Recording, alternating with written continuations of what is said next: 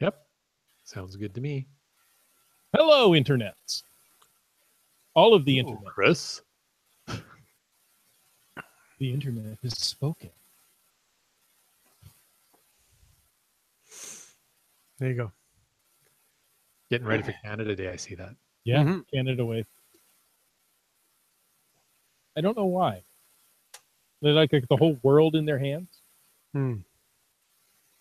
Maple Leaf. Forever. Alrighty then. How about if we start a podcast, fellows? Well, if you insist. Yeah. We're going to do podcast fellows? Yeah. Okay. They make interesting fellows. Here we go.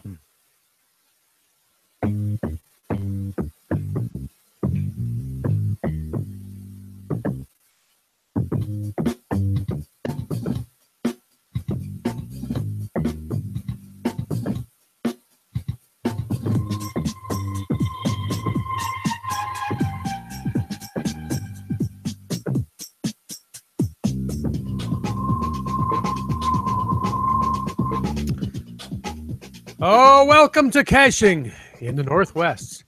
This is the only podcast dedicated to geocaching in the Great Pacific Northwest. So while we'll talk about caches and cachers unique to this little corner of the country. So while you're waiting in line at the donut shop, we'll be caching in the Northwest. And, you may have had just a little too much caffeine. I don't know what you're talking about. I love caffeine. It doesn't affect me at all.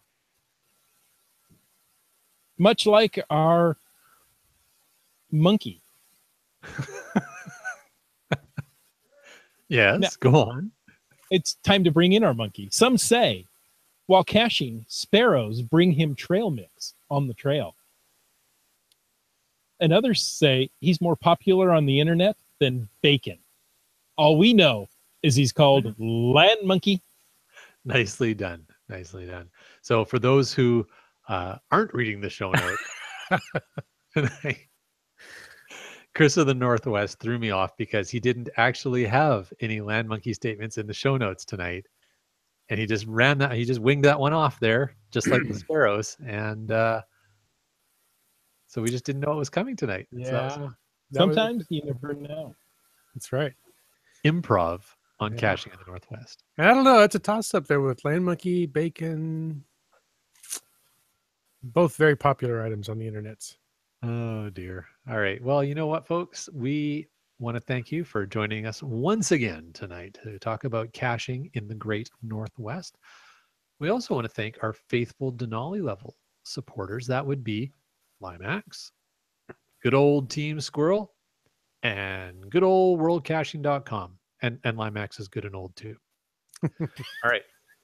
So, hey, folks, if you want to know more about supporting the show, make sure you click that Patreon link on the cachingandw.com website. It will not erase your hard drive if you click on that link. So go ahead and do it. It's all good. It's not going to lock you out. It's not ransomware. Great. Thanks for putting that thought in their heads. It's been a theme for the last couple of months at work. That's all. All right. But yeah, you know what? We're going to have a good show tonight. We have a whole bunch of news and a glow and all kinds of great topics to talk about, including we're going to talk a little bit about your geocaching goals for the year and see how you're doing. How is everybody going on those goals? We're going to talk about that. But before we do, geocaching.com has spent many hours updating your profile page while you weren't looking. I think they do it while you sleep. Anyways, Caching in the Northwest wants to also help you. If you submit a glow, or that's a geocaching log of the week, thank you very much, Dormore, you can have a glow badge for your very own profile page. That's right. So whether you wrote it or you read it, we want to hear about it because great logs simply make geocaching better. Send an email to feedback@cachingandw.com. Call in to 253-693-TFTC or use that voicemail tool on the website and show us just how you glow. That's right. We appreciate getting all the glows. And, well, I would love to play you this week's glow from the recording from the voicemail tool on the website. But to the best of my knowledge, they didn't use it. So, y'all out there are stuck with me reading this here log. Oh, just do it like that. Just like every week. And suddenly he sounds like Mater. What happened? This week's log was submitted by Seasmond. And it says it's Zephyr Comet found wave at the passing Welby stagecoach. We're all waving. All the people in the audio podcast are hearing us wave. Yes, they can hear the wave of The ear front brushing of the past the microphone. microphone. The log reads, in my opinion, this cache was not worth the trouble. But that may have to do with my experiences trying to reach it. You see, at my school, we never do anything the easy way. Naturally, this cache was no exception. Cliff face covered in sparse grass and loose rocks. Looks a challenge to climb. The group and I all bounded for the slope. It was easy for maybe the first 10 seconds, and then I realized that climbing up a steep sandy cliff with an expensive camera clutched in your hand is not a good idea, especially when you have an irrational fear of falling. I was already starting to shake when I was halfway up, and that was before an enormous rock wall almost fell on me. I found myself clinging desperately to grass tussocks, gravity trying to pull me down, as my friends who'd already reached the sanctuary of the hill tried to encourage me. Can I interject for one moment? Please. I'm curious why climbing up a steep sandy cliff, the fear of falling while you're doing that is irrational. I don't think that's an irrational fear at that point. That's pretty rational. Well, that's true, but we do not question the statements of the glow submitted commissions. Right. Do continue, please. Oh, let's see, where was I? I found myself clinging to grass tussock. We read the tussocks here. The people above were trying to encourage the log submitter. It says it was to no avail. And Slyus Radio, who does a lot of climbing, scampered down to rescue me. I followed him fearfully, loose rocks banging around my head from the Salomon, who was trying to rescue an equally stuck silly goose, and my footholds crumbling away to powder the moment I put any weight on them. Finally, I reached the trail, and Sky Traveler pulled me up. I never got to find that cache. Slyus Radio, or is it Slyus Radio, grabbed it for us. I just stood there shaking on the trail while Slyus Radio helped Silly Goose back up. The moment he too was on solid ground, we headed off down the wonderful easy trail that curved back to the road. Why didn't we climb that? Back in the car, we discovered that we had been covered in a number of hitchhikers who wanted to suck our blood. What a perfect ending to the day. Yes. You know, if you're not bleeding, you haven't been geocaching, at least with me. True. And the trail out is always easier than the trail in, I've found. Also true. I am in the chat says, goal number 1, don't end up in the ER whilst caching. Yeah. So far, so good. Excellent.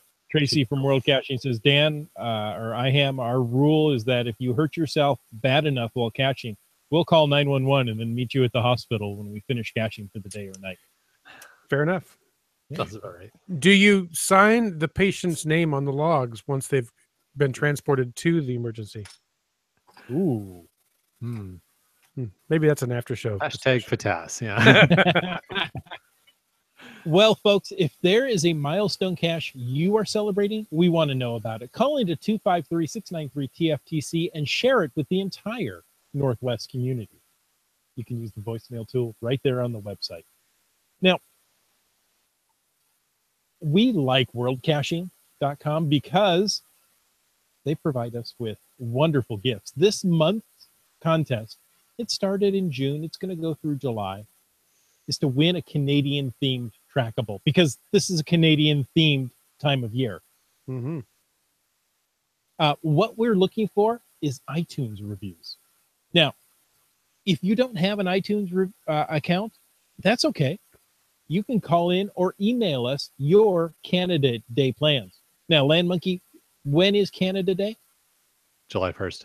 July 1st. See, I was testing him. He knew. So tell us what you're going to do on the July 1st weekend. You want me to tell you right now? No, you have to call it in. No, but if you could read out your iTunes username and password, people could just use that to submit their reviews. Oh, that would be so much easier. All the entries. Yeah. Here's what we're going to do.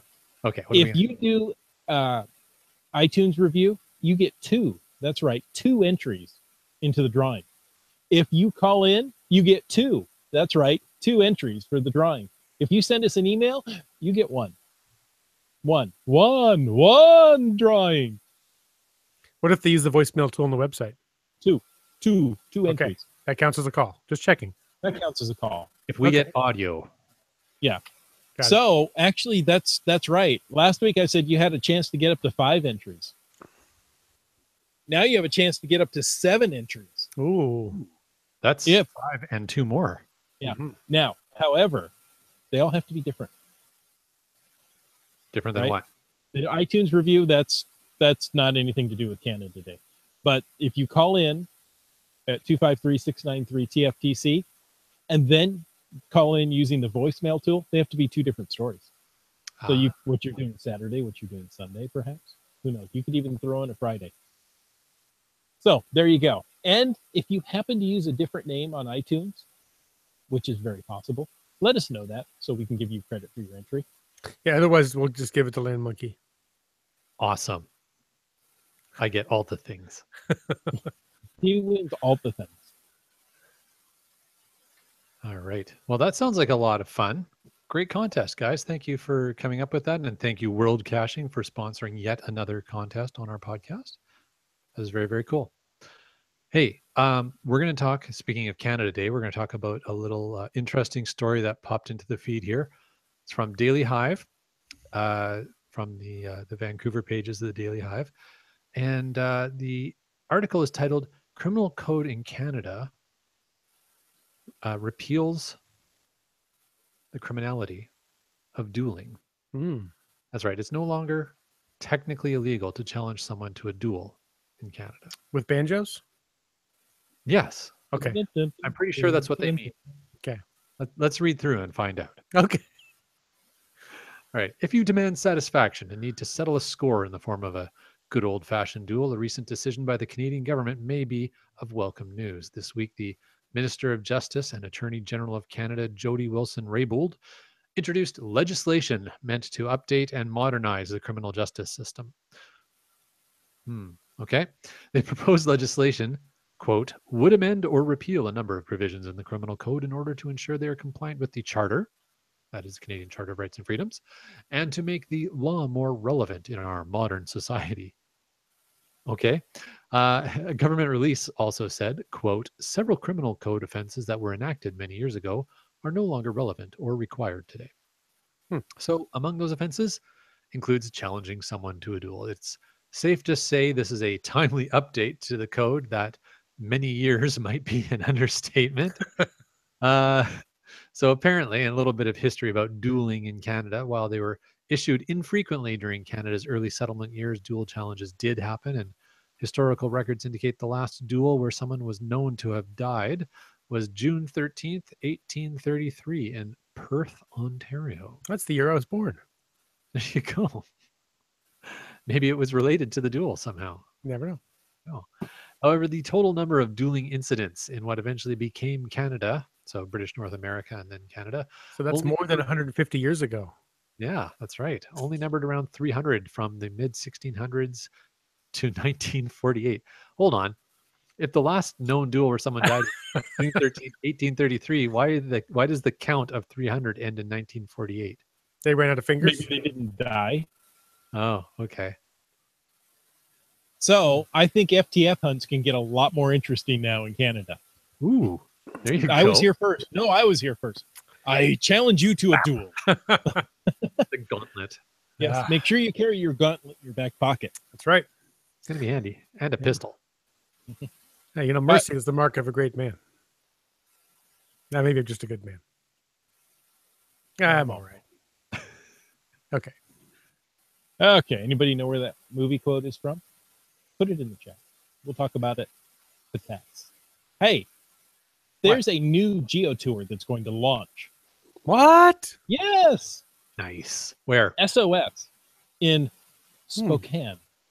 Ooh. The official kickoff of the Sustainability of Spokane, the SOS Geo Tour, will take you to locations all around the Spokane area, highlighting many types of sustainable efforts, such as solar arrays, electric car charging stations, community gardens, wind energy, tree plantings, and hydropower. Hydropower. Maybe that was better. Yes, hydropower needs to come from deep. Anyway, we expect the SOS Geo Tour to take most cachers just a fun full day of caching to complete. Not all caches will be required to complete the tour. More details will be given at the event, which is happening July 15th from 9 to 11 at the Gateway Regional Park on the Washington-Idaho state line. They'll have passports to hand out, suggest the best routing.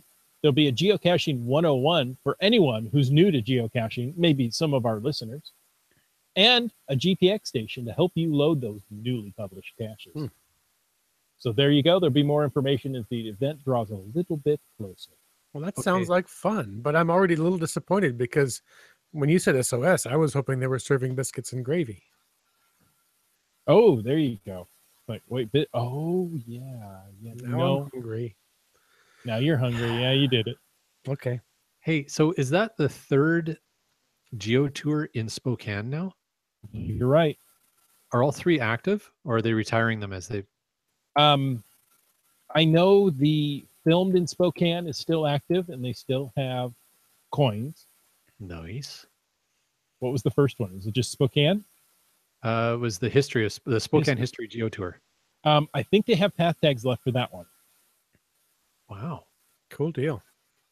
So we have completed the Spokane History Geo Tour, but we haven't done the Filmed in Spokane, and now there's an SOS. Yeah. Might be time for a trip to Spokane. Doing anything in the middle of July? Yeah. Oh. Is it Spokane? No. Well, but I tried. We will find a way to get there. It's just some really great geocaching to be done in the state of Washington. There really is. Geotours there, the headquarters, the soon-to-be reestablished Ape Cache, heck, even the original stash, which is like, Portland, which is really just a suburb of Washington State. It's like Washington Light. Yeah, I mean, it's Washington South. It's close enough. Okay, yeah. Send all hate mail. Washington North. Yeah, send all hate mail to Chris of the Northwest. Hey. Washington North here, and you can make sure you tell everybody that while you're here. Yeah, I'm sure that'll go over well. Especially right on Canada Day. Yeah. That's really smart. Hey, so is this Lookout Lisa and Kid Vegas running this one again? Yes. Okay. Yeah. Are and they? So the Cache Cave is the headquarters for the Spokane Geo Tours, plural. Sweet. They're probably going to be at the Tri-Cities event again. Yes. Let's see if we can corner them and get a little bit of an interview about this. Oh, yeah, like that sounds great. Hey, there's some chat in the chat room. No. That's the whole part of the chat part. Yeah. Really? There's a lot of chat in the chat room. Broncos Fans for Life says the Filmed in Spokane tour has a lot of heights. He did 15 miles in 2 days to get it. Nice. And Subway Mark says, I may try to do the Filmed in Spokane tour over the 4th of July weekend and add Idaho and Montana to my cache map. Nice. And Subway Mark says, no, Oregon is Oregon. He's got OR capitalized. Oregon is, maybe that was a typo. Oregon is Oregon. There you go. I think that's what he said. So yeah, Subway Mark, if you're going to go to Spokane to do the Geo Tours, you will find it very easy to get the state of Idaho and subsequently Montana. Yeah, the Idaho Panhandle is pretty narrow at that point. That's not much of a drive to get 2 extra states there, so good planning. Yeah, yeah, exactly. And there's a Cracker Barrel there. Okay. Still have a geocache under one of the rockers? If not, there will be soon. Okay. Is that a restaurant? Yeah. Okay. Team Finn says, is Tri-Cities this weekend? Yes, it is. It is. And the Beaverton Cache Machine is this weekend as well. Yes, it is. It's a very busy weekend in the Northwest. Let's see who can do them both. And call in using 253-693-TFTC to every single cache on the trail. There you go. Challenge. Challenge. Fryling says the monkeys will do 15 miles in one day of hiking. Well, we probably have, but He also says there's no caches allowed on Cracker Barrel property anywhere, which I'm very sad about now. There you go. Yes. And there's a Cracker Barrel in Tulane. Oh, Tualatin. That's probably closer now because I think the one in at the Idaho-Montana border was the closest one to here for a long time. Well, there you go. Well, you know what? There may not be any caches at Cracker Barrels, but you can have a pirate event just about anywhere you want. At a Cracker Barrel? You could have a pirate event at a Cracker Barrel. I don't Okay. think that there's anything stopping you from doing that. But you know what? Geocaching.com blog has a recent article that just came out about planning a pirate event. And hopefully everybody is aware of, by this point in time, the whole Mary Hyde. Sorry, what's that? Mary Hyde. Mary Hyde and the Golden Cache. Yeah, exactly. So this is the summer souvenir series of challenges, or whatever you want to call it, that geocaching.com is coming out with, and they're having some fun with it. I think it's great. I think it's great that they're putting a fun spin on it so the kids can get into it, and even the big kids can get into it. And so their blog article, they've included a few little ideas to help you out in planning your pirate event. So that's really good. We'll have the link in the show notes for that. Reminder that the last day you can submit events for that weekend. So the weekend is July 15th and 16th. July 1st will be the last day, given the amount of, the 2 weeks that you need to have an event submitted by before the actual event date. So the saying, start planning now. Yeah, absolutely. You're going to run out of time pretty fast. So you don't miss out on all the fun. There's only 3 things any geocaching event needs in order to stand out. 3 things. They say a theme, an entertaining game, and geocachers. So if you have a theme and geocachers, an entertaining game just breaks out. Well, yeah. That just happens naturally. So they include some pirate themed ideas in that blog, and they encourage you to take a look. And one of them is to either hoist a Jolly Roger flag or mark a spot with a sidewalk chalked and be the location of the cache. So we would suggest not doing that inside the Cracker Barrel. On the be that as it may. Yeah, that's probably a good idea. Well, and hey, if you on the date of July 15th, if you're going to be up in the Metro Vancouver area and you're looking for a pirate themed event, we encourage you to come out to GC77 NRK. I'm sorry, what was the second to the last letter? NRK. Arr. That's right. What's the pirate's favorite letter? I. Oh. That would be the C. Billy. All right. So yeah, GC77 NRK. Come on out, join us. We're going to have a lot of fun with our pirate themed event in New Westminster, right along the Fraser River. All right. Nice deal. That sounds like fun. And, if pirates aren't your thing, but perhaps other Vikings, how about Vikings? Ooh, they're also in ships, right? I have no idea if this involves ships, but it is in Norway. The Hurtigruten Expedition Cruises is releasing 3,000 Hurtigruten polar bear and penguin trackables for an epic adventure. You waited till I had a mouthful of liquid to say that, didn't you? Hurtigruten. Yeah, exactly. That's all I hear. Hurtigruten, bark, bark, bark. Okay, so geocaching.com is inviting you to connect with your inner explorer and connect with Hurtigruten Expedition Cruises. They ask you to show us what it means to you to connect with your inner explorer, and you could win a 7-day expedition cruise in Norway for 2 guests. No comment on whether you get to spend the nights there or whether those 7 days are all in a row.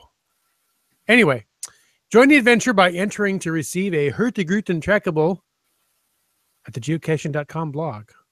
Or, well, you can search for one in the geocache near you. And doesn't matter that you have to authenticate with your geocaching.com account. If you try to submit an entry from the same IP address, it doesn't work. So, just saying, I don't know how I know that. Well, there's that. I like how you can win a trip for 2 guests.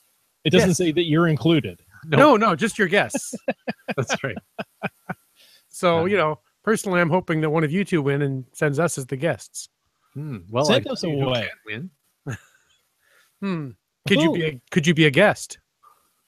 I don't know, but it would be nice because I can't win. I can't even participate.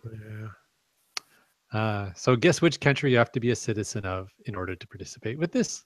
Jamaica, man. Yeah, that's right. Norway. Only Jamaicans are allowed to participate in this geocaching contest. All right. Well, hey, you know what? On the plus side, Canadians actually have been allowed to play in a trackable contest. I know. What? You actually heard me correctly. There's Did a you have company, something to do with this? boy, I hope so. There is a company that I like better than Hurtigruten, Mountain Warehouse. Mountain not Warehouse, which what is I a said. UK company, and Mountain Warehouse, you may recall, 1 or 2 years ago, actually did have a TB contest in Great Britain. Well, since then, they have expanded their stores into the US and Canada. So they have a TB contest where all of their retail outlets are participating. So if you want to get involved, go to your nearest Mountain Warehouse retail outlet and ask for your TB. And remember the hashtag MWGeotrail. Nice. All right. Well, again, we'll include the link to that contest or the blog entry about that contest in the shoe notes. That's right. And geotrails. You know what that reminds me of? No, what does that remind you of? Well, let me tell you a story, Sonny. Sometime in the near future, we're going to go on an epic hike. Yes, we're going to hike to Monte Cristo on July 29th. There will be an event posted soon. You won't want to miss it. You can go with your Caching in the Northwest crew. Join us on this fun hike. We're looking at about a 10-mile round trip. Head on over to, I'm going to say cachingandw.com / GCBC. GCBC. Thank you. And sign up so that we know you're coming and we can stay safe on the trail. Yeah. All the cool kids are going. Mm-hmm. I'll be there too. Well, that's what I said. Oh, okay. Whew. Yeah, you're in the cool kids. Don't worry. All right. Really? Oh, not They really. told But me I was. yeah. I was always the last one picked for the sports teams. The other team said, you can have him. We don't even have to pick. You can have him. You can have an extra one. Take him. That's what they told me. Like, Yeah. Good. I get to be on the winning team? There you Well, go. I don't know. Well, you know what? What? This makes interesting podcast fodder, and I actually want to go off script for a moment here and plug PodCon. What's PodCon? What's PodCon? Hey, you know what? What? December. It's either 7th or 8th or 8th, 9th. Anyways, go to PodCon, PODCON.com if you are interested in any way of listening or participating, hosting in podcasts. It is What? first ever podcasting conference. It's going to be in Seattle, December Yeah. 9th and 10th. December 9th and 10th. And guess which podcast is going to be there? Just guess. Welcome to Night Vale. Yes. Guess which other podcast that is a little closer to home for you personally. In fact, possibly in your garage. The Northwest Convergence Zone. Ooh. Caching in the Northwest. That's right. All three of us are going to be going. Yes, to we PodCon are. here. That's right. So, if you guys are listeners, if you're into podcasting or curious about it, check it out. It's for a 2-day conference. It's actually really reasonably priced. I think it's $100 US, which is pretty good for 2 days. And Wow. there's going to be all kinds of main stage breakouts. And of course, because it's a entire conference building full of podcasters, it's probably going to get kooky. Cool. Yeah, We love cookie. It would really be a coincidence if anybody in the chat room was interested in podcasts. Yeah. It would be. Yeah. Yeah. So there you And go. Broncos fan loves Night Vale. Okay. Well, make sure you show up. They were originally thinking of actually doing a live recorded live at the conference show for Night Vale, but they decided there's just too much work. I think they're going to be doing it day before, day after. Yeah, but then old lady Jessie passed away, so or whatever. Yeah. There you go. Old So woman yeah, Jessie. One of my favorite podcasts to listen to is 99% Invisible, and with Roman Mars, and he'll be there. sweet. Okay. Yeah, I've noticed there's a lot of really interesting podcasters who are going to be coming out there. So, Including Land Monkey. He's a Aw, very interesting podcast. Yeah. yeah, okay. More popular You than can hike Baker. 15 miles in a day. All right. Well, hey, you know what else is going on? There's more stuff from our good friends at geocaching.com. They have shared in the forums that there's a new release on in the logging features of the geocaching.com site. And I found out about this because friend of the show, Rock Chalk, used this feature this past weekend, and it appeared in my email, and I was looking at it going, what the heck? I didn't know you could do that. That's cool. So let me tell you a little bit more about this. You could do Added it for functionality. years. Sorry, what's that? You've been able to do it for years. Have they? No. In the US. Only in the US. Thanks. All right. Hey, so they've added some functionality for you to tag your geocaching friends in your logs when you log on geocaching.com. So here's how it works. When you're logging a cache on the website, I don't think this works in the app yet, but when you're on the website and you're typing your log, hit the @ key, just like, if you're doing somebody's Twitter handle, and a list of your geocaching.com friends will pop up. Then you can choose the friend that you want to tag in the log. And when you submit your log, the tagged friend will receive an email notification that they've been tagged in a geocaching.com log. Again, it said the functionality is currently only available when logging caches via the website. Okay. And it was really cool. So yeah, it happened for me. Rock Chalk was doing some caches up in BC on the last weekend, and I had suggested a couple for him to go try, and he had put in his log that Land Monkey said I should try this cache, and so I got an email of that log with where my name was mentioned in it. So it's kind of a neat feature. They're getting a little more, sort of social networking ish Nice. with the geocaching logs. I'm not totally bought into trying to turn geocaching.com into a social network, but I like this feature because I think it's kind of cool way to reference other people and let people know that, hey, you've given them a shout out in your log. I'm going to try to put an @ and a username in my next log on CGO just to see if it works. There you go. Just Why to not see if try anything it? happens. I don't expect it to pop up with a list of autocompletes, but what if I type @ and a known username? Will that send the email notification? Link to a profile? I don't know. Give it a try. I just have to make a plug. If you're listening to us live and you use the chat room, you can use @ there as well to put in someone's name Yes, that's true. I see that happening a lot here. as you're chatting. So you can use the @ sign, start typing a name, and it's going to pull somebody from the chat. Very cool. Include them in your response. So Brightling does just that. had to throw that out. Yeah. 100 years ago when I was in high school and typed all my reports on an old portable Smith Corona typewriter, I wondered who on earth ever used that @ symbol. Why was it What there? good was that? And well, And they didn't even have the hashtag on those things. I It was a know. pound sign. it was just a pound sign.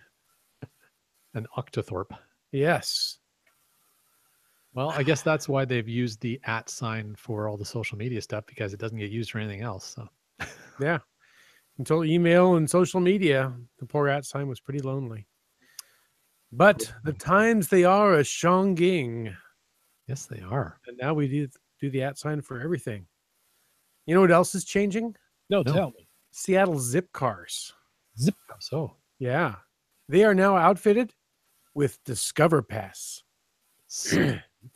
Yeah. So let's say maybe you're looking to get outside and explore, but you don't have a vehicle to get around in. It could happen, right? Mhm. If you live near Seattle or you're planning to visit the Seattle area, you out there on the freeway listening to this podcast, you now have access to 100 zip car vehicles. Okay, not all at the same time. You can only drive one at a time.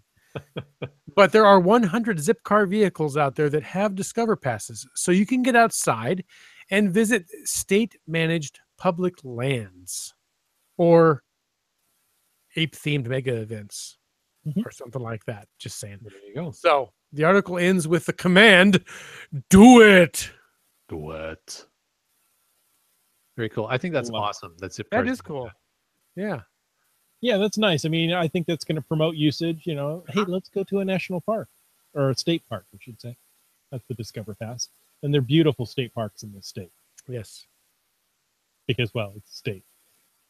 We stately, in a stately way, we mention that. Hey, Cashly.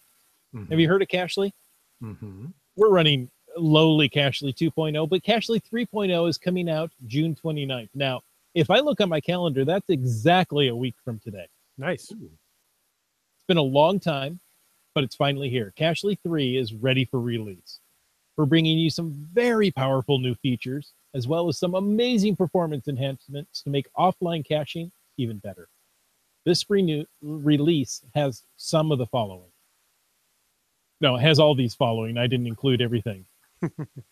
I completely said that wrong. It has everything you're going to hear and more. It has offline list performance upgrades, offline list filtering, bulk pending log upload. Did you hear that one? Nice. You put all your logs in. You used to have to submit them one at a time. Bulk pending logs. Search options. You can search by state or country. Coordinate projection. Country. No, sorry, you're right. Country, not county. Country. Yeah. Coordinate projection. That's a Ooh, cool thing that's to have, handy. right? I've done several caches where you have to project. It has additional features, option to not automatically search for caches on the startup, option to download offline images, cord.info, COORD.info. URLs can be entered into search. Handy. Direct text input of coordinates to create waypoints. New coordinate parser allows any type of coordinate format. Recent logs can use smiley or DNF icons. UTM coordinates are shown in additional information.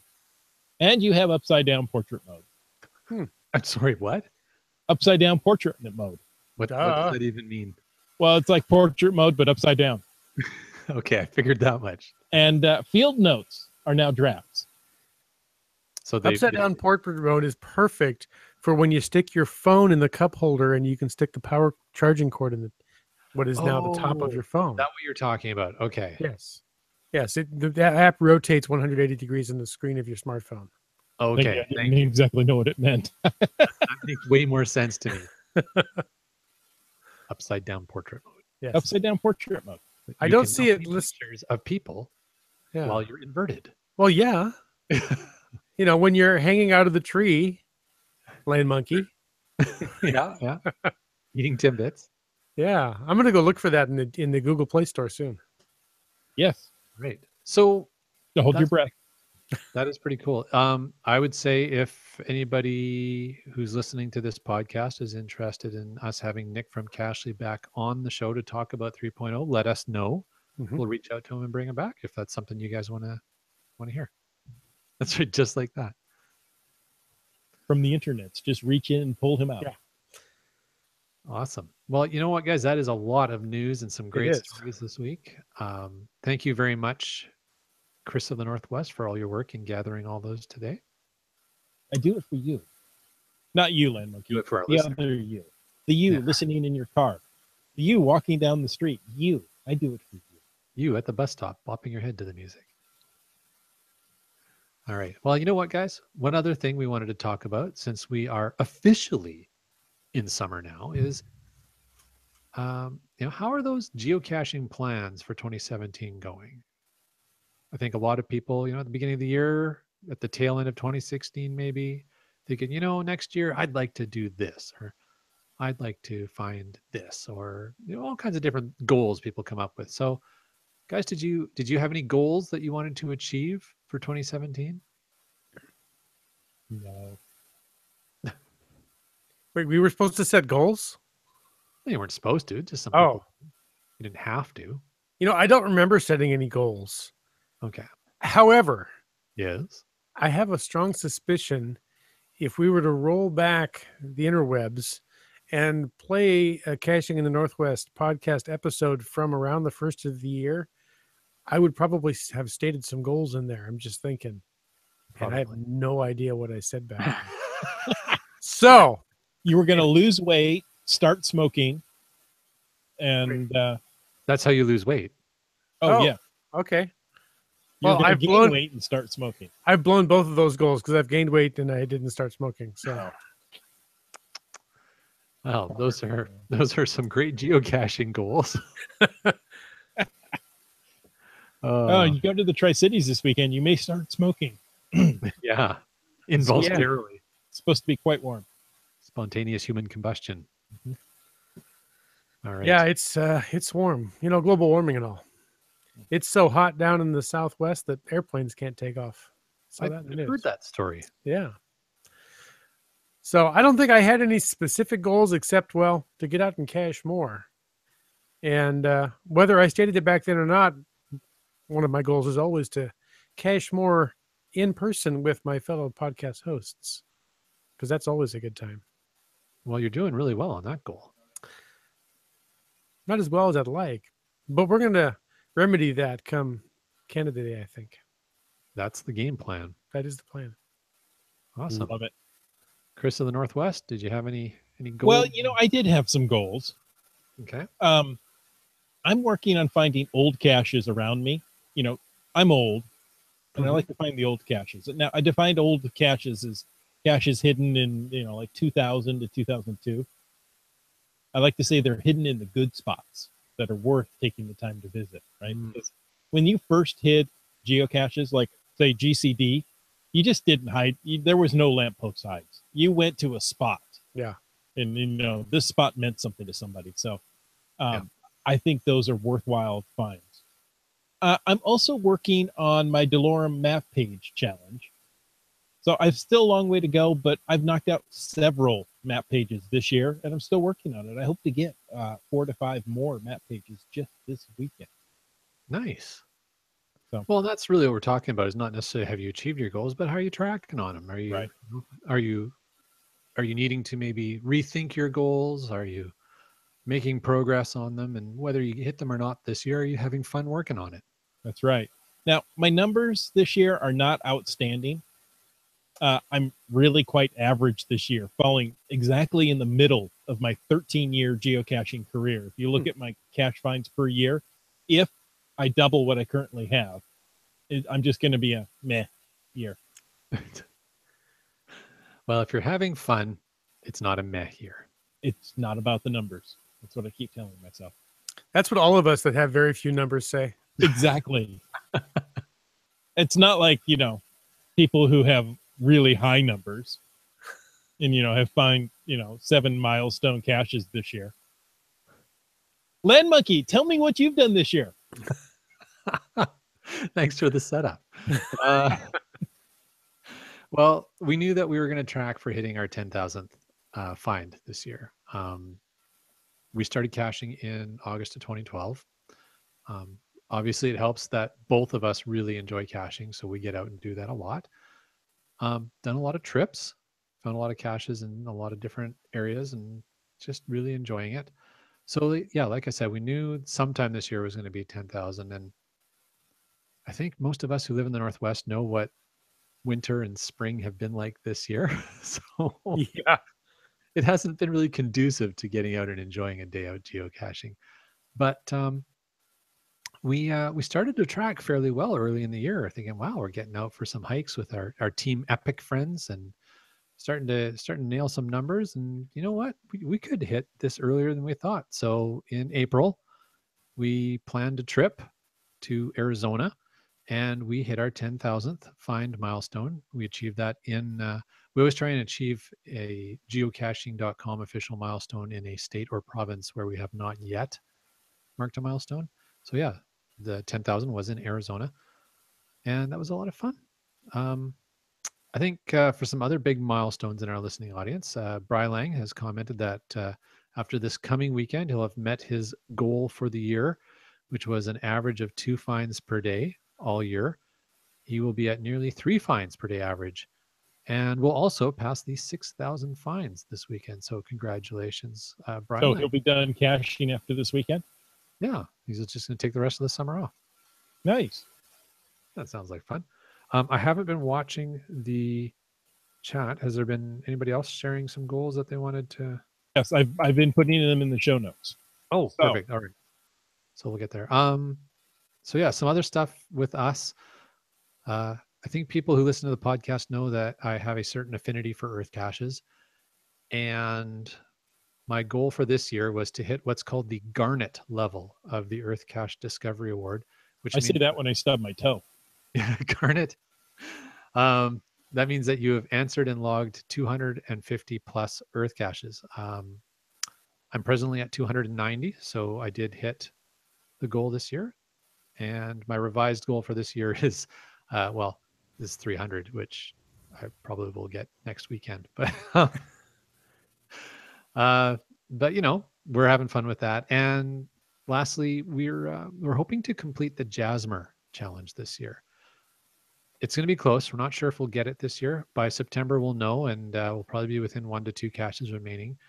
And just in case folks are listening to the podcast and they don't know what the Jasmer challenge is, it's popular in the US and Canada. And actually, I've met geocachers from Germany who have completed their Jasmer as well. So it does extend beyond the North American borders. But the Jasmer challenge asks geocachers to find one cache hidden in each month since geocaching began in May of 2000. So to give you sort of a sense of the difficulty of the challenge, there are 116 caches hidden in the year 2000 that are still enabled. And that's globally. That's not Nice. So it's a little tough to get some of those early ones. So you gotta plan some trips, but it's definitely worthwhile because those early caches are not those are the ones that are in good spots. Yeah. They're not parking grabs. I mean, you've got a plan to get these. Yeah. Sorry. No worries. Sorry. I was going to say, Dora Moore says that she's hoping to find puzzle cache number 500 this year. She has a solved but not found list of over 60, so there's a good chance that she can do it because she's at 478 right now. Wow. Congratulations, Dora Moore. That's really cool. A lot of Nice. puzzles. It's well done. She said earlier as well, I'm still chipping away at my long-term goal, find at least one cache on the Trans-Canada Trail in every province. We're heading east in a few weeks to get maybe 2 more provinces. That is really cool. What a neat goal to be working on Canada's 150th anniversary. Very cool. And really hard to do in the US. Yes. I don't think that's fair. Well, suck it up, Buttercup. Wow.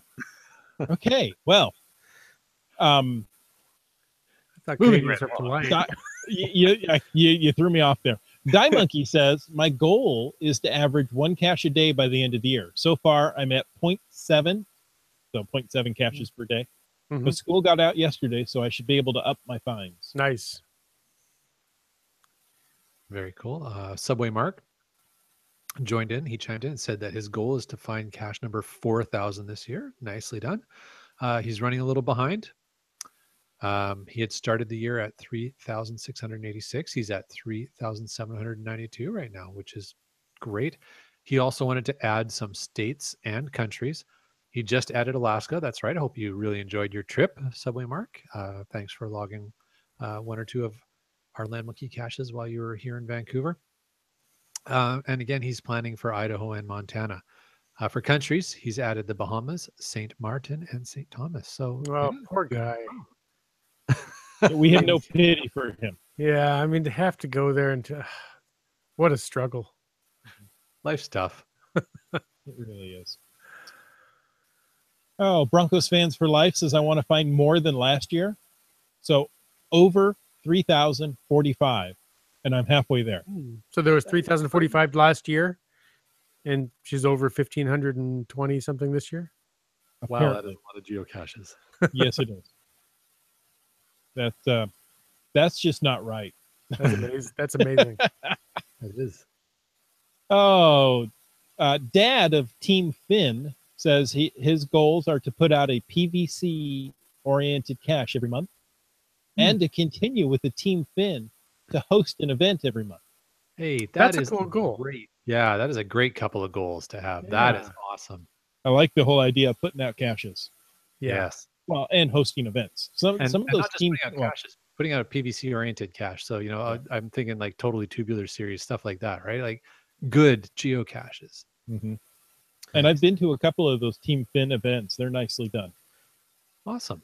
Haven't been to all Nice. of them, so I assume they're all just as good. Now, is there a PVC oriented event? Ooh, Just, that's throwing the challenge out there. Hashtag FATAS. that's That could be fun. so tubular, dude. Oh, that's funny. Uh, GeoNav Pro says an event a month is quite a serious goal. It is. Yeah, it Yeah. takes some serious organizing there. That's very good. And then, I think that really goes back to the community too. It's more than just having a goal that's all about you. It's helping out the community and being social and stuff. Yeah, that's Something awesome. I'm terrible at. Kudos, Team Finn. Yes, That's very good. I'm going to let you host the Monte Cristo hike event then. Oh, wow. I think I've only ever hosted one event in my geocaching lifespan, so I'm right there. this would double Maybe I've done that. two. Was that Chris's birthday event? Yes. No, I had that would be the second one then. I think, yeah. I did a February 29th Oh, that's event right. as well. The log sheet is back here. Yes, I There you remember go. So maybe some listeners of the show autograph is right here on my wall. How about that? Those of you in the audio podcast can really appreciate that. that. It's got a 2 and a 9 on it. Yeah. There you go. And they're symbolic because they're for the 29th of February. Doramore says one of my goals was not to host a large event this year. I'm struggling with that one. I get that one nailed. Yeah. Oh, that's funny. All right. Well, you know what? Why don't we can take some more of the feedback that's going on in the chat room. You guys are awesome. Keep it going. We will move that to hashtag FATAS. We're going to wrap up the regular show here. But before we do, we have some great upcoming shows that we want to share with you guys what's coming up in the next few weeks. So June 29th, that is episode 205. We're going to talk about what's in your cache mobile. And then, hey, we are moving into the month of July. So July 6th, episode 206, we're going to talk about how to teach noobs to cache. Then after that, July 13th, we're going to have Peter Lawrence from Metro Vancouver Parks to come and talk with us. July 20th, we're going to talk with Project GC on what the virtual GPS is and how do you use it. Nice. Sounds good. And well, that encompasses a couple of the area codes of the Northwest too. 206 is Seattle, 208 is Idaho. So how about 207's got to be in there somewhere. I'm sure somewhere. If you know where the 207 area code is, throw it in the chat room. There you go. But yes, all those upcoming episodes and events sound fantastic. Right now, we're focused on episode 204, which is rapidly drawing to a close. So until the door shuts on episode 204, until we come back for episode 205, that's a sequence that kind of follow that way. Let's suppose between 204 and 205, somebody in the interwebs wanted to reach out and contact one of you fine gentlemen. Is there a way in this modern age of devices in our pocket that can reach across the globe and yet only watch cat videos, that maybe somebody could use one of those to contact, say, Land Monkey? How would they do that? Well, you know what? What you have to do is find one of my geocaches and then log it. And then when you're logging it, use @ and then type Land Monkey. No, Oh, but only on the website. only on the website. No, hey, you can follow us. We'd encourage people to follow us on Twitter and Instagram. It's @LandMonkeyGC. And there's that @ sign again. And if you want to check out our blog, it's landmonkey.blogspot.ca or .com. Either one will work, and that'll take you to the Land Monkey blog. And of course, always on YouTube. You can find us just by searching Land Monkey on YouTube. Wits End, you got this all started. How do people find you? Yeah, I started it, didn't I? I'm sorry. No, it's good. Wits End is pretty much where you'll find me at Twitter, Facebook, Geocaching, Hello, many other blogs and social media channels across the interwebs. Just look for, well, at Wits End. I'll keep that at symbol theme a going. Chris of the Northwest, you, sir? Well, on Twitter, you can find me at CachingNW, Facebook.com/CachingNW, and Google Plus is Google.com/plus CachingNW, no @ required. Head on over to CachingNW.com/hosts to read our bios and find all those links that we just mentioned. And there are more. I've looked there. There are more. Cool. But we want to say thank you. Thank you for taking the time to listen to this episode of Caching in the Northwest. Don't forget that you can be part of the show. Call into 253-693-TFTC. Leave us a comment, ask us a question, or wash Wits End's car any time of the day or night. Of course, you can email us at feedback@cachingnw.com. And also, your support helps keep quality shows coming. If you like this show, please click the Patreon link on the cachingnw.com website. This show's licensed under a Creative Commons Attribution 3.0 license, copyright 2017 by Chris Umpenauer. And folks, as we do every week, we encourage you to stay listening for... Sounds like we're in some large stadium. You make that statement there like people actually wash cars. I thought that's what the rain was for. Yeah. I haven't washed a car in, I don't know, a month of Sundays. It keeps it eco-friendly. We're not wasting water. What was great, and that the audio listeners to the podcast will have missed, was Wits End's face when you said that people could wash his car any time of the day or night.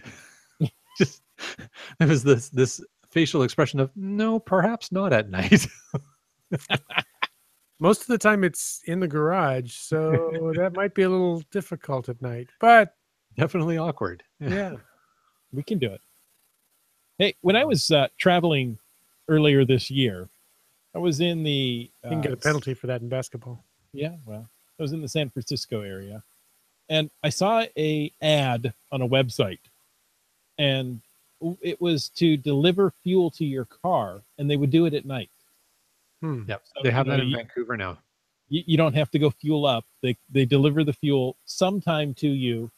You know, here in Tacoma, they'll come at night and take the fuel out of your car. Yeah, exactly.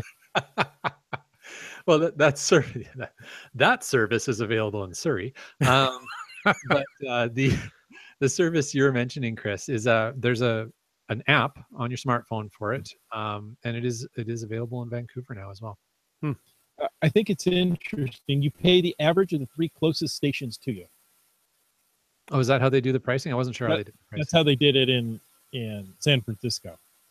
And then, of course, you pay for the privilege of having somebody else put gas in your tank. But I'm pretty sure it's the same company. I don't think it's a new startup local company. I think the same company has expanded into Vancouver. I just found that very interesting. That is interesting. We have to talk about an event for Frogger Hop Farewell.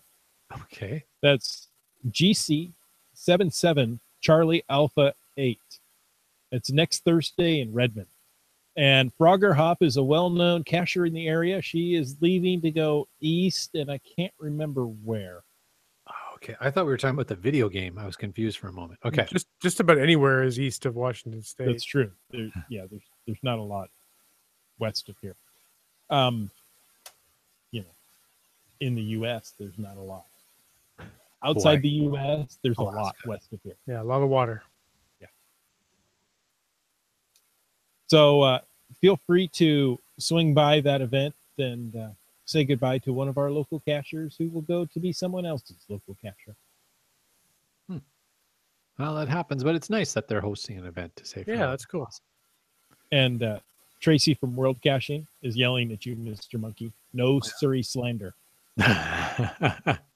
Hey, there's some nice areas of Surrey, but the best part about living, they get all the gas anywhere else. The best part about living anywhere else in the Lower Mainland is never having to say you're Surrey. Wow. I need Does it have the fringe on the top? The bell doesn't work. I need a rim shot for that one. Yeah. There you go. Thank you. All right. So a few things. First Is of it all, slander if it's true? ooh, it's getting rough in Wasn't there. going to touch that one. All right. The new profile and dashboard on geocaching.com have been out for a little while. People have had a chance to play around with it. They have dynamically been making some changes to it as they've gone. I've noticed a few things have changed up since they first announced it. What, a month ago? Yeah, just about. They rolled it out. So I'm curious. Oh, chat room folks. If you guys have tried that out, if you've got any opinions, thoughts that you wanted to share with the host of this podcast about how you're dealing with the new profile and dashboard, given the fact that it is an eventuality.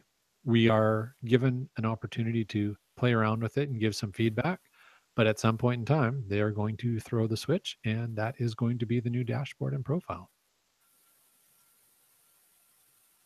So, yes, it is. Okay. I personally like it. I think it's a good, clean look. I realize for many people, change is difficult. I rarely carry change, so for me, change is difficult. I usually have to take it back out to my car and dump it in the ashtray. In the ashtray, yeah, there you go. Oh, have a change purse. There you go. That works. For me, I can't honestly say if I've even seen it because I just open CGO and log my caches and move on. I don't remember the last time I actually logged into geocaching.com website and looked at anything there. Fair enough. Well, we're in there all the time. It was a bit of a shock when it came out. Some things I like, some things I don't like, but I'm growing accustomed to it. I think the biggest first thing they had to do was disable the constant stream of other people's logs showing up in your dashboard. I really didn't like that at all. A lot of people didn't. I didn't, because you cache a lot, Little Monkey. I was going to say, my logs never showed up on your dashboard, I'll bet you. So yeah, it's that was a good one to have that fixed. But there's some things that I like, some things I don't like. I miss that my dashboard used to have, if I had caches that needed to have maintenance or that were unpublished, they'd always be right up there at the top of my profile every time I logged in, or my dashboard. Every time I logged in, they'd be pop up there as a reminder. Oh yeah, I got to go deal with that. That cache is disabled. I got to go deal with that one. So they're hidden away now. You don't see them pop up like that anymore. So I think that's a negative, because I think it was handy as a reminder for cachers. And if that list gets too big, well, then maybe you need to do something about all your disabled caches, right? I thought it was a good thing, and I missed that. Other than that, I do agree. It's definitely a lot cleaner. They've taken a lot of the stuff that was kind of, as when Rock Chalk was on the show, he explained, well, Ben, Rock Chalk, Jamie. It was Jamie who was talking about it. Mm-hmm. She was saying Rock Chalk and Ben were on the show, but Jamie stole the show. Yeah. But yeah, Jamie was the one we were listening to. Yes. And Jamie was saying that they took things that were all over the place and tried to really kind of clean it up, because it happened organically, right? The site had just sort of the dashboard had happened organically. And so they're really trying to get it a lot more streamlined. And they've done a pretty good job of that. It's a tough job, right? No one's going to be happy. Everybody's going to have something that they don't like. There's going to be lots of vocal feedback, but they also do have the little pop-up reminder in the bottom right-hand side that comes up every time you log in. It says, send us your feedback. So yeah, it's not like they've forced something on you and said, too bad that's the way it is. We say that every show. Yeah. Too bad that's the way it is. It's kind of our little pop-up reminder. Send us your feedback. Send us your feedback. Oh yeah, that. And people out there in the interwebs, it's okay to send positive feedback. You don't have to leave it for just the cranky negative people to send that feedback. That is also. Although that seems to be what happens in the majority of the forums I've been visiting. You know, that's why I don't trust a lot of these review sites. You know, Mm. you're only going to get people who absolutely love it or absolutely hate it. If they go, hey, it was okay, they're not going to do a review on it. Sorry. Anyway, I So stopped. Dora Moore says in the chat room, I can't see my badges on the new profile. Is there a spot for them? I'm certain there is. You're talking about like your souvenirs? Is that what Yep. you're Briarlang followed up and says, if it's stuff you've pasted in, like a glow badge from Caching in the Northwest, should be on your About tab. Which will soon be your default page. Yes. So it is there, but it's not as obvious as it used to be. Yeah. I'm sorry. For those in Canada, it's the About tab. Thank you. What else? Insensitive comments can be addressed at Chris at. Never mind. Subway Mark says that he's using the new dashboard. He's starting to get used to it. Finds it's okay. Glad that they stopped the logs of other cachers showing up. Yeah, I think that's definitely a consensus. Dora Moore has now found the the badges that she has pasted into her profile. You know, Nice. it's kind of like looking for geocache. Yeah, there you go. All right. Oh, and Brian Lang says the About tab or About tab will be moving back to the first tab when you go into your profile in the near future. So Nice. Dora Moore corrected me. It's a boat. there you go.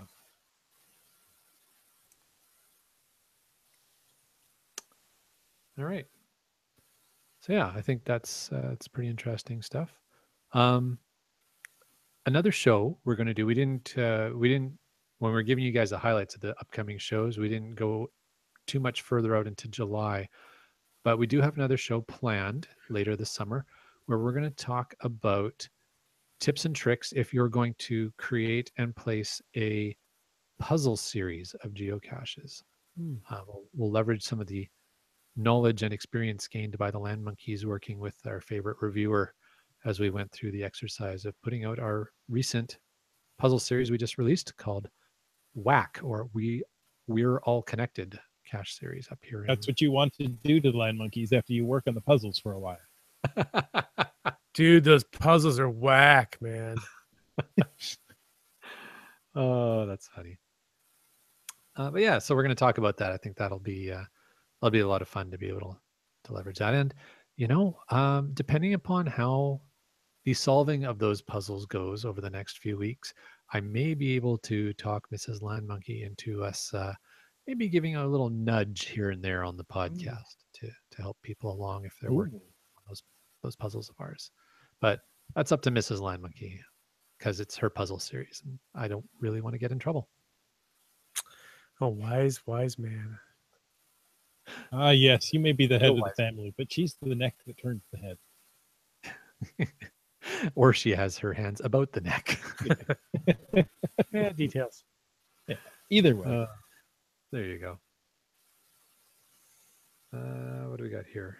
Your decisions are final as long as she agrees with it. Yep. What's IHAM has posted a GC code into the chat. What's that for? Canada Day weekend event in Newburgh, Oregon on Sunday evening, I think is what he's referring to there. Okay, cool. Nice. I think it's so fun. I mean, it's awesome that they're having the Canada Day souvenir and all this kind of stuff. So I'm so pleased and excited about that as a proponent of all things Canadian. Yeah. It's just kind of funny because now that I'm researching my next road trips and everything, and I'm looking at the maps down in Washington, Idaho, Oregon, and I'm seeing Canada Day. You asked for it, you got it. I know, it's awesome, man. Everywhere in the world is celebrating Canada Day. That is so cool. I'm really looking forward to geocaching.com doing their blog post Canada Day, just like they did with the Donnerstag, and highlighting Canada Day events that happened all over the world. I think that's awesome. Really neat. Especially since nobody will qualify for the souvenir except Canadians. Oh, wait. No, I think that's different. No, it's the promotion. No, funny. I think it is awesome. I think it's a good. I mean, it's a 150-year celebration. What would you call that, Wits End? I would call it a sesquicentennial event Exactly. myself, but A Sasquatch Centennial event? yeah, 100 when 100 Sasquatches. Bigfoot get together. Yeah, yeah, and Die Monkey wanted to have a poutine party, Nice. Ooh. Sounds messy. but delicious. Right. So, hey, the hosts of this podcast will actually be together at a Canada Day event. Is that not correct? I believe That's what that we're is hoping correct. for. You know, if the world doesn't end before then, And the creek don't rise. Yeah, the creek don't rise. There you go. you know, and the border crossing happens. And there's that.